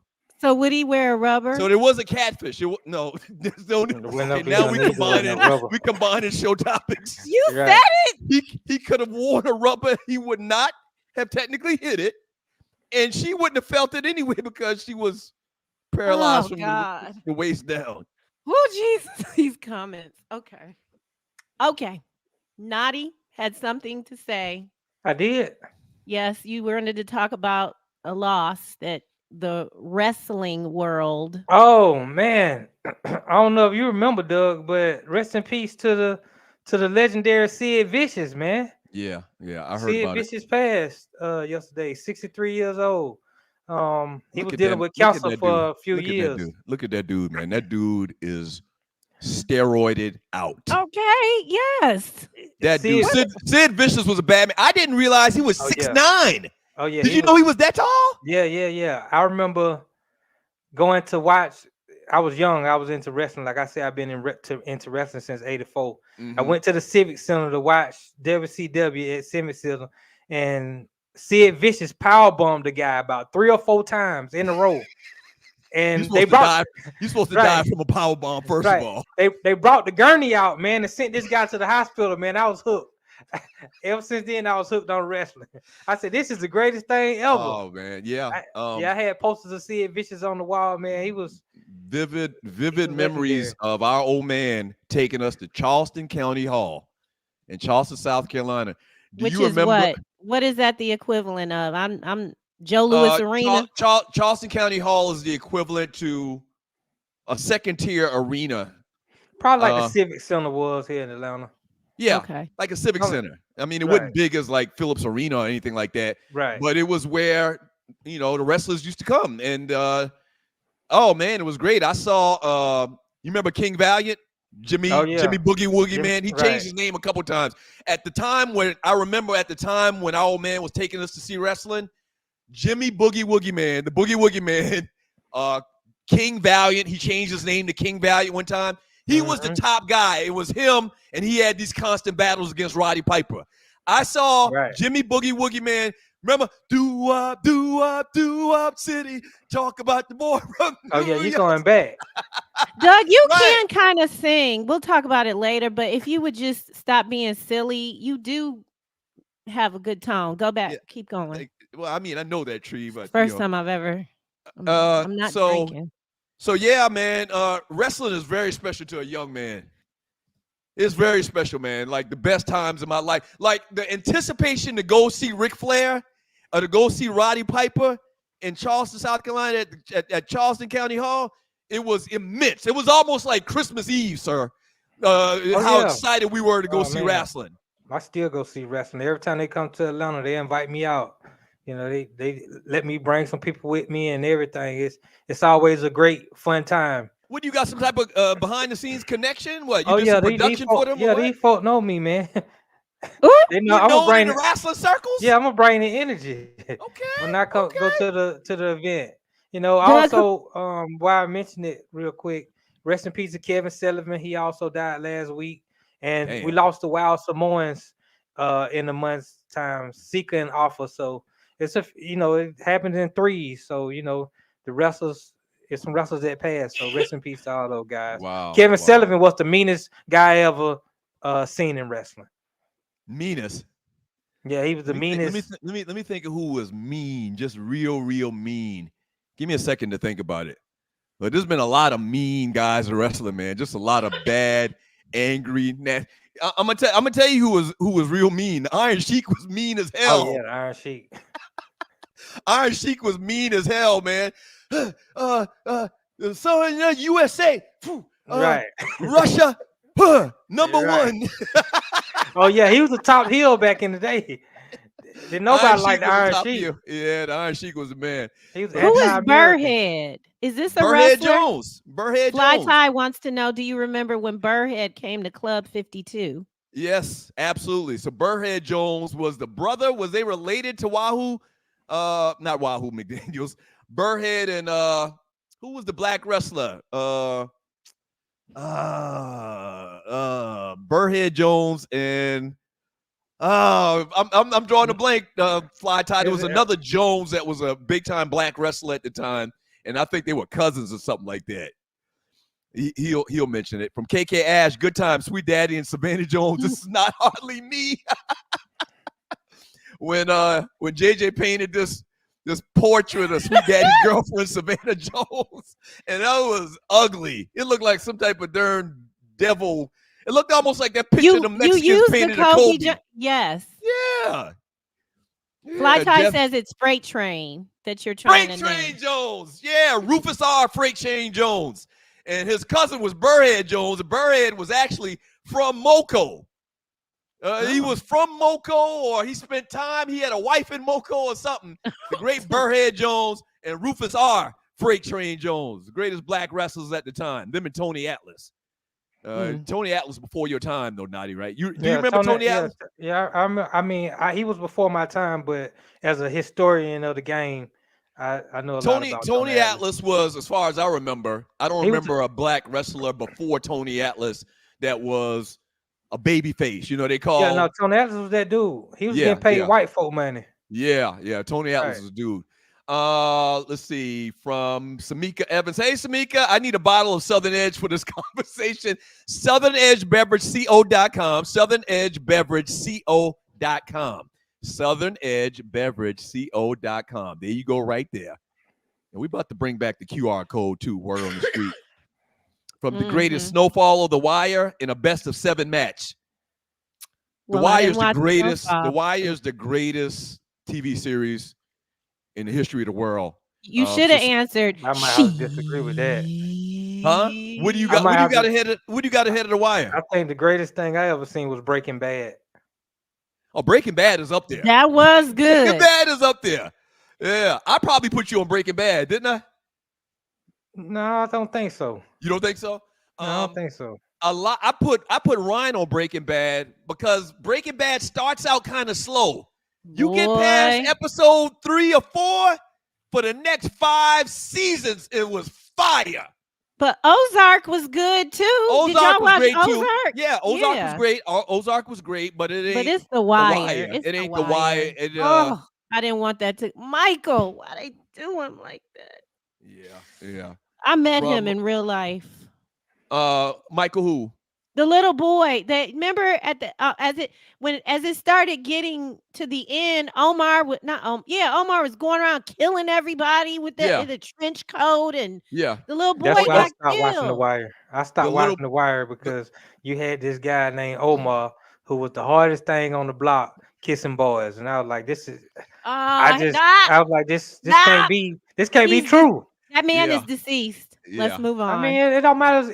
I'm talking about the character. You talk about the character. Yeah. Right, the character. Yeah. I don't know. Now, the man did play in a lot of homosexual roles, but that's neither here nor there. Yeah. Compton's finest man. Was I the only one looking at Halle in Jungle Fever saying I would smash? No. Nah, she was a crackhead in Jungle Fever. Even as a crackhead? She didn't look desirable as a crackhead. No, she didn't look desirable, but she still had a pretty face. From JY3, Good Times, when Florida had to get Michael from that gang. That's another episode. The junior warlords and Satan Knights. They was fighting for Michael's services. They was fighting for his services, and Florida had to go get her boy. This man can't remember an email that I sent him, but baby, he gonna remember every episode of every show from his childhood. Because we were latchkey kids, Tree. We were latchkey kids, Tree. We was coming home by ourselves when I was probably 7 years old. Ryan was 3. I was helping him off the bus. We was at home by ourselves till our mama got home. So we watched TV. We ate microwave popcorn. No, we didn't. They didn't have Hot microwave Pockets. Y'all ate Hot Pockets. We ate Hot Pockets. Juice boxes. Capri Juice Sun. boxes. All of that. But that's an episode too. He remembered that. She had to go get her son. She was fighting for her son's life. And she was ready to die. She was ready to die. And you're watching the Two Live Stews Express. Oh, you're actually watching the Stew Live Crew. The Stew Live Crew pop-up show. Yes. From Jungle Brothers, Samuel Jackson was the first actor to put his tongue in Halle's mouth. Gator had more game than JJ. Lord. So yeah, y'all know what he was referring to. Samuel Jackson played a crackhead in Jungle Fever. Yeah, he did. He was on crack too. And his brother was Wesley Snipes. I can't remember his character's name in Jungle Fever, but he used to dance. Right. Let me get it out. Because I'm a crackhead. And so he had to give him money because he said he was threatening to go and do harm to their mama and to his grandmama. So Wesley had to give him $1 to go buy a hit of crack.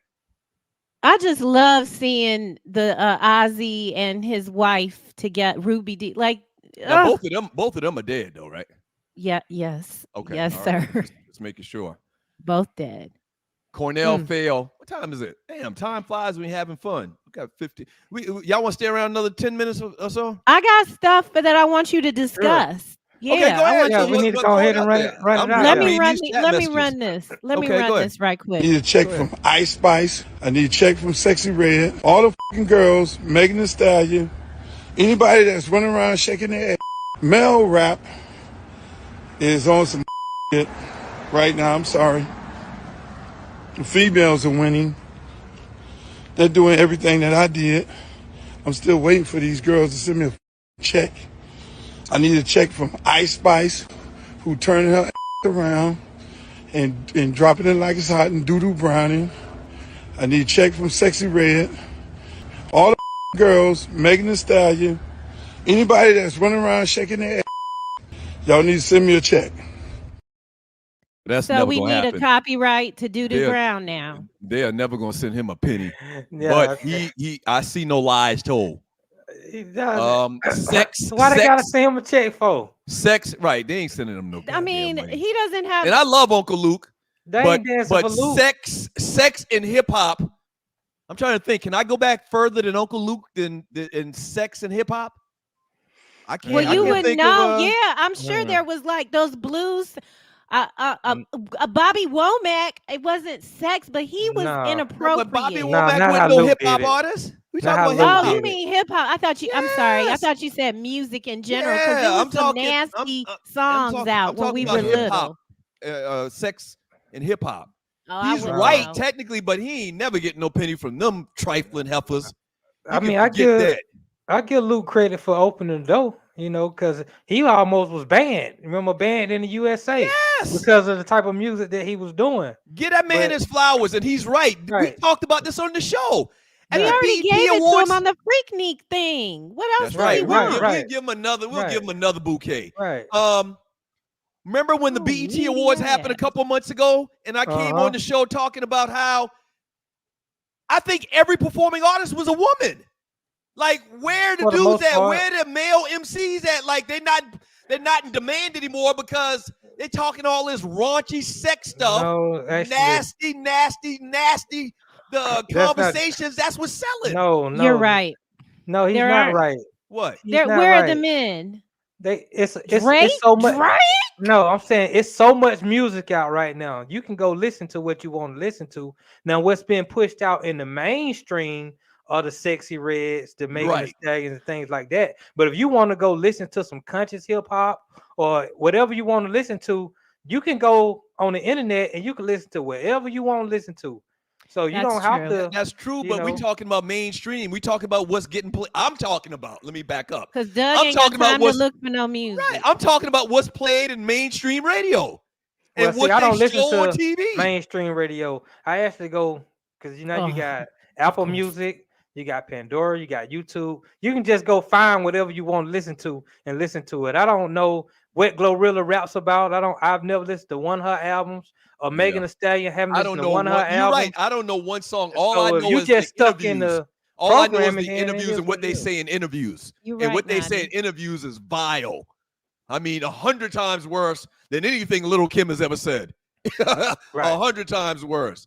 I want people. I challenge people to find that interview that Sexy Red and Sukianna did, where they talked about they not getting no more STDs this year. It was just vile. Oh yeah, Well, it's fun. This is great. This is a great segue to this. Hip hop in 50 years has made sure that black people now are respected, and no, that's never gonna happen. What has it done for the people? You listen to hip hop music and you were inspired at some point, no? Nigga, I'm leaving. You can't tell me that. Somebody grew up in the hood. Hip hop ain't done shit concretely beneficial to the black community. That's gave me incorrect. fashion.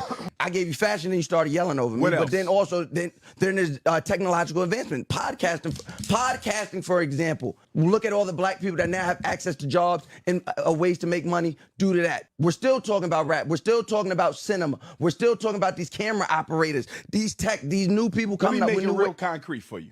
I just made it concrete. No, it wasn't. That was all bullshit. No, give what me you're about to say. Give me a relevant institution that hip hop built in any community anywhere in America in 50 fucking years. I just told you. Damn, man. Umar. Umar Man. he needs some Umar be looking so disgusted. Or he do. Right.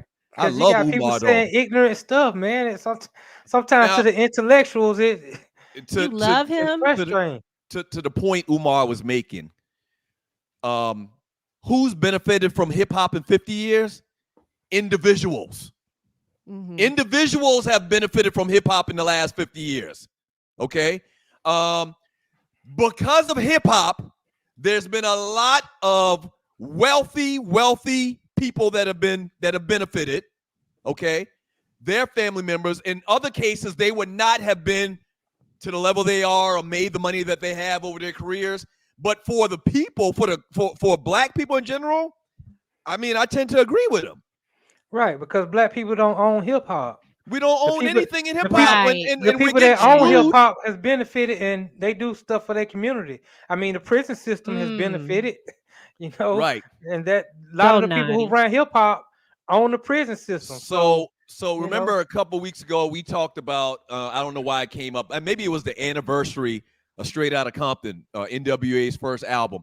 I contend, and Ice Cube subsequently did an interview where he said he knew that the music that they were putting out was to help the prison system, to help them gain new inmates. The music is to push people to crime and killing and death.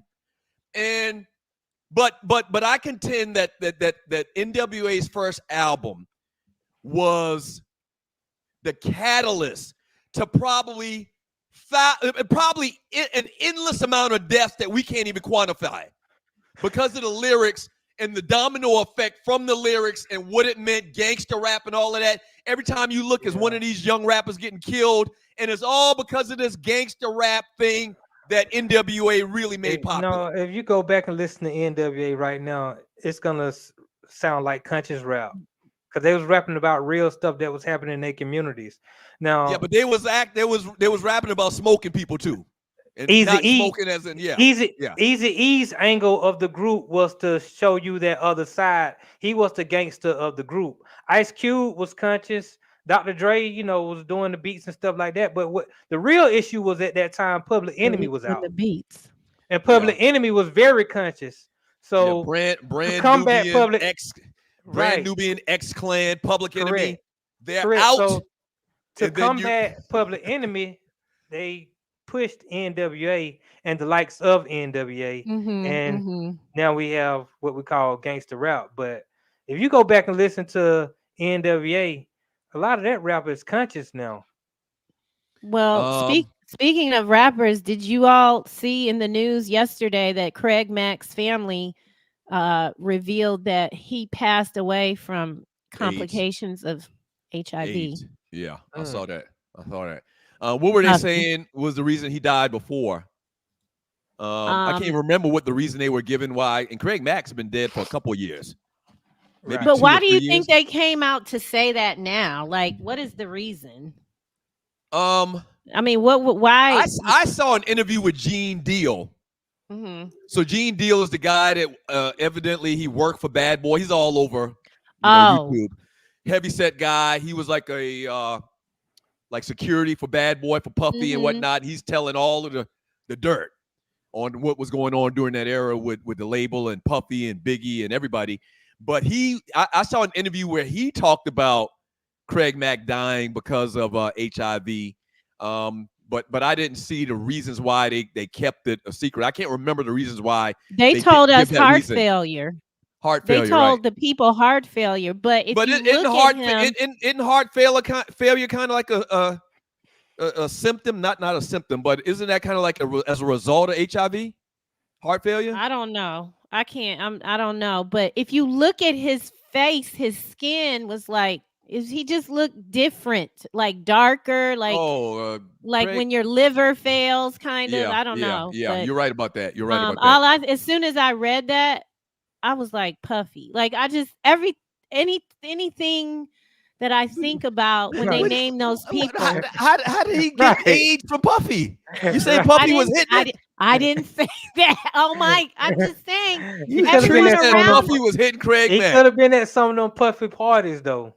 I thought of him because everyone around him just dies, and he owed him money, or he didn't owe him money, but he was another person. He didn't owe him money on paper, but he was another person that was subjected to his crimes of, From Courtney Williams, Florida Evans, high morals having ass. They would have been in the suburbs. Do we have any more videos before we get out of here? No, we're good. We're good. Okay. We ran them Let me read a couple more of these messages and we'll get out of here. I'm getting tired. I need to eat dinner. Shouts out to everybody. Shouts out to everybody that's in the chat room. Arlie's in the chat room. I don't know where she is, but from an shout out to Arlie. She went to get them people in space, maybe. Nadi, go ahead and promote you and Arlie's show. Yeah, there's no show. Wednesdays, 5 p.m. Me and Arlie, we talk entertainment, and we also give you things that you need to know as anybody, as people, but particularly Black people. So tomorrow we're going to start actually breaking down some of Project 2025 so everybody can be in the know and have information that they may need going forward. So make sure you check out the No Show tomorrow, 5 p.m. right here on the Two Live Stews Network. Stewart Media and Entertainment Network. Right. You can listen in your car. You can listen wherever. You can listen anywhere. I mean, watch, listen, whatever. Right. Younger brother, sad part says Keith broke his leg during his wedding. He couldn't stand up in Thelma on their wedding night. That's true. That's true. Lord. Imagine your wedding night. You got a busted leg that just happened a couple hours earlier. You can't even get busy. From Cornell Fail. All the Family was one of the best of all-time TV shows. I used to watch All in the Family. Raymond A. Sutton. Keith was drinking, driving a cab. He hit Thelma. What about the blind man selling encyclopedias was going to take James for 5 hours a week? Yeah, that's another episode, Nadi. That was the man from that was Barney Miller. He was on Barney Miller. The black dude on Barney Miller. The black dude on Barney Miller. came Ron on Glass. Ron Glass. You're right. On We an have episode to of do Good Times. Huh? one of these pop-ups. We got to just do karaoke where we do the songs from all the shows we like to watch back in the day. Long story short, Nadi, Ron Glass, black man from Barney Miller on another show, came in there and was acting like he was blind, but he could see everything. Came in there acting like he was blind, selling encyclopedias. And James was ready to give the guy $5 a week for the rest of his life, helping out this blind black man. And I can't even remember how they figured out he wasn't blind. Do you remember how they figured out how he wasn't blind? He was scamming? I don't remember, but it was Norman Lear was something else. You know what? I think he could see, but he couldn't see good. But he put on like he was blind and it was helping the children in Africa or something like that. It was bullshit. And James found out, and James was going to choke this man out. James wanted to choke out anybody say anything out of their way to James, he was going to choke their ass out. But nobody put in here about eBay or Weebay or eBay when Thelma was, speaking of Africans, when she was going to marry that African, Thelma. Ooh. Oh, here we go. They were eating foo-foo on the... This is what happened. James threw something at him. He caught it. So somehow, one of the kids or somebody, I can't remember this. They put in James' mind that the dude was faking the whole time. And James picked up like an object or something, like some type of ornament, and threw it at dude. Dude did like this and caught it. JY3 said he had to use the phone to call his boss. That's what it was. And the phone was in service. It wasn't in service. The Right. phone wasn't working. So he was like, I got to call my boss to see if I can give you a discount or give you a better deal or whatever. And James was like, go ahead, use the phone. And before he remembered that the phone was out of service, the guy picked up the phone and started talking. And when James realized that the dude was talking to nobody, the phone wasn't working, James started like upping his sleeves to go beat the hell out of the blind man. He's going to beat the hell out of the blind man. Arlie done said something about Ryan reminds me of James Evans. Oh, Lord. Oh, by the way, I'm glad you said that. We're unveiling the Crying Ryan t-shirts this Thursday. Hell yeah. He don't have to be here if he don't want to, but the plan is to introduce the Crying Ryan t-shirt this Thursday morning, 7 a.m. Boom. All right, y'all be ready. Y'all pass the word. Be ready for that QR code. Get ready to put in your order. Get ready to put in your order. Crying Ryan t-shirts, the first in a long line of t-shirts. And there's a theme behind them. I'll tell y'all more about it right before we unveil it. Baby, I'm ready. Is it the good material? Yes, absolutely. Okay, because you ain't even ask us. Griff from North Carolina A&T Aggies. When Janet Jackson was on Different Strokes as Charlene, she was fine. Good Lord. Yeah. Janet. They did her hair so good on that show. And she used to be on Right On every week. Janet Jackson, Todd Bridges. They never changed it. They just put her in a different outfit. Y'all remember Right On?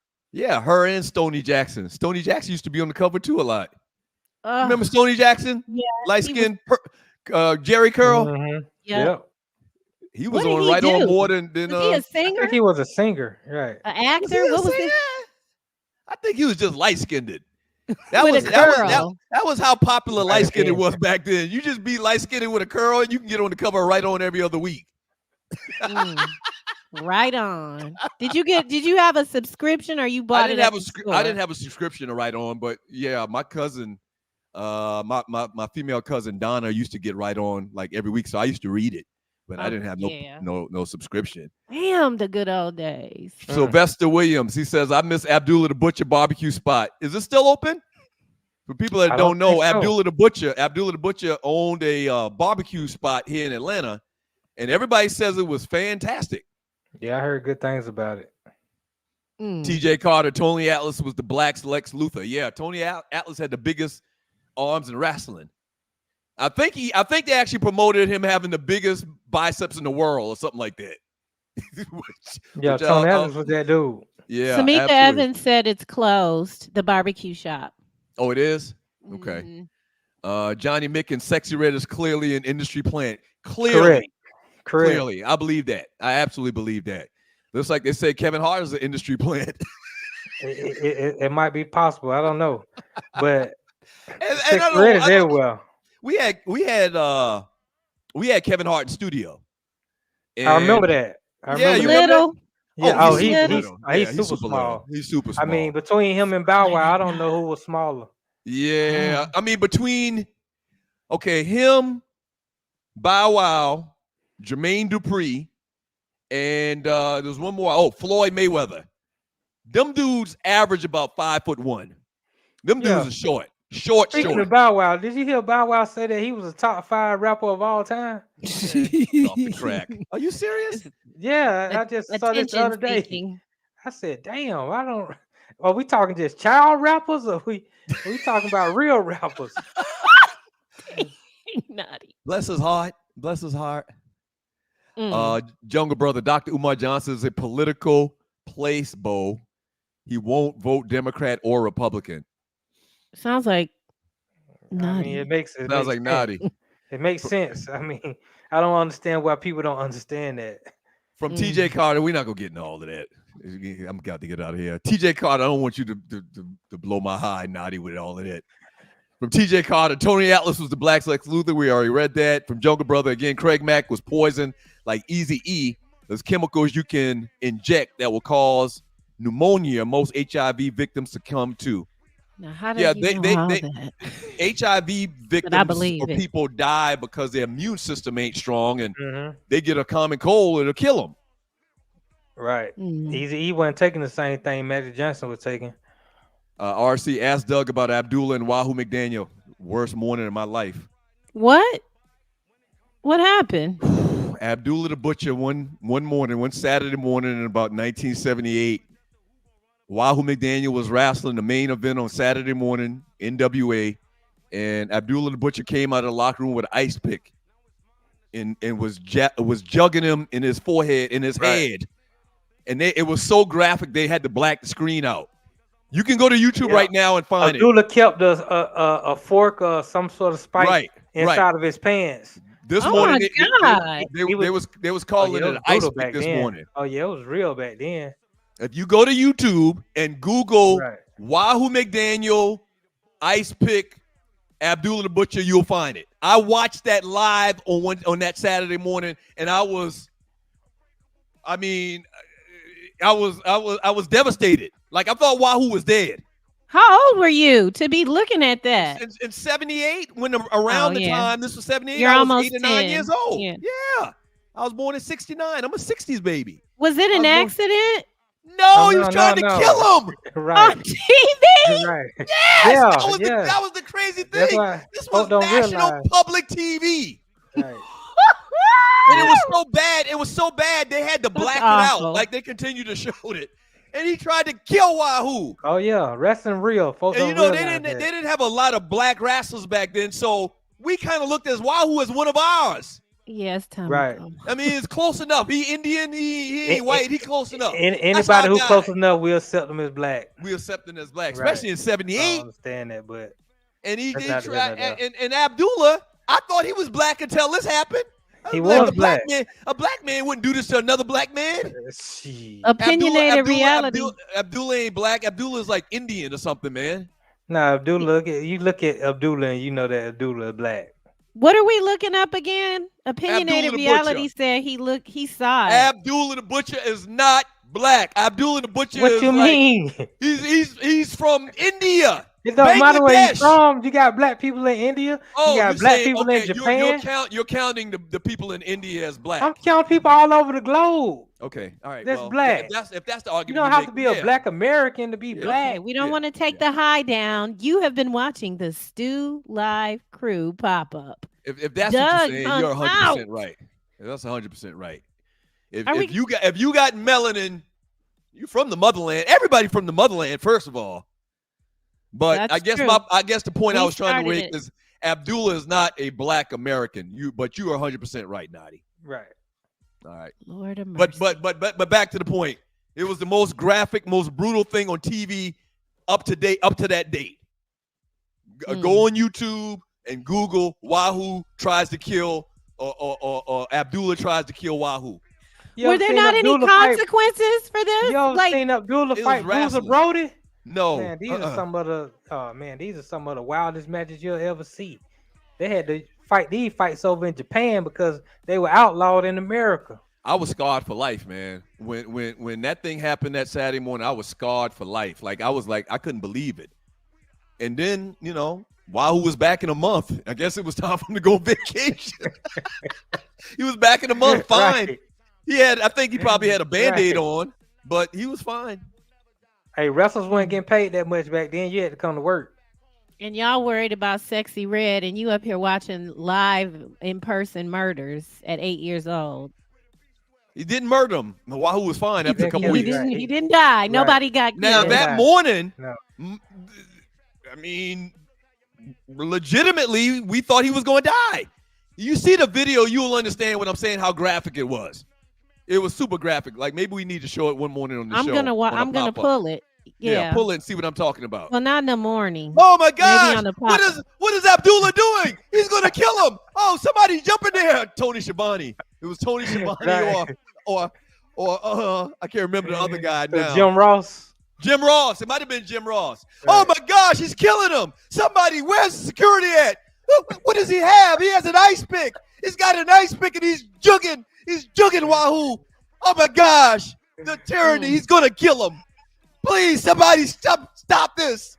He's going to kill him. Oh, my gosh. I can't believe this. Where is security at? Where is security at? So this is how we somebody said it was Gordon Soley. Gordon Soley was great, too. Rest in peace to Gordon Soley. Hey, man, it was nothing better than being a kid in the 70s, man. Right. I'm still like that about wrestling to this day. Oh. Can we get a grade, Douglas? For this pop-up. Y'all get A+. So it's very important we use this opportunity to promote the show. Everybody in the chat, I'm pretty sure there's some new people watching the show that didn't watch it because they don't know that we do the show every Monday and Thursday morning at 7 a.m. Eastern time on YouTube and Facebook. 2 Live Stews, Facebook.com, 2 Live Stews, YouTube.com. Like, follow, subscribe so that when we do the show, you'll get an alert on your phone to tune in. Yeah, you might be in your car driving to work, but you can still listen. Turn the phone over. Don't get distracted. Listen to the damn show. Hit like, hit share, hit the heart button, thumbs up, and all of that. Pass we the need word. y'all This don't make no damn sense. Right. And if you can't catch it live, it's all you can watch it whenever you want to. When y'all are Labor Daying and barbecuing, when y'all are out Labor Day stuff, barbecuing, sitting at the park, go pick up someone's phone. Can I see your phone?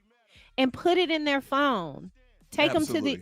We need y'all. Maybe Olu can come on and do a sermon. I've said this. I haven't said this in a while. Uh-oh. There's a lot of evil forces out there that don't want to see us succeed. I'm telling you, there's a lot of evil forces out there that don't want to see the Stews succeed. Because they want to be able to claim that it was their money or their radio station or their call letters or their production that put us to the heights that we were at one time. No, the people can lift us up. I'm asking the people to help us. Get in the camera. What? Say it again. Get in the camera. I need a close-up. Oh, this is good. Go off. We need the people to help us because there's evil forces out there that don't want to see it succeed. They actually want us to fail. But you can stop that. You can help us defeat the forces of evil. Okay? That's old school. Evil. You can help us defeat the forces of radio and internet and interweb evil. All right. We need you, people. All right, I gotta get out of here, man, because I gotta. Thanks, Douglas, for showing up. Nadi's been at every pop-up. Me and you. I mean, I'll be outside. Somebody said that earlier. Said Nadi got perfect attendance on the pop-up. But one thing I'm gonna do is be off when I can be. So, chill but this dog was 12. fun. Till Dog 12 says, I think Todd Bridges was smashing Dana Plato on the set of Different Strokes. Absolutely. I think that's a thing. The what? The Caucasity? Yeah. The girl, the clear girl. Yeah, Todd Bridges was, yeah. Because you remember she was on drugs real bad. She's dead. You know she's dead. I know she's dead. Yeah. Kimberly. Kimberly was her name on the show. Yep. Loose Neck Side, a pop-up show made my day. That's what's up, baby. All right, for real, I got to get out of here, man. Thank y'all. Thank you, Douglas. Thanks for being here, Ryan, Naughty. Dang. See y'all tomorrow at 5. This ninja no show. He just left. He just bounced. The hell is? All right, y'all. Tree Taylor, Naughty, Stu, Live, Crew, pop up. Thanks for being here. We love y'all. Bye.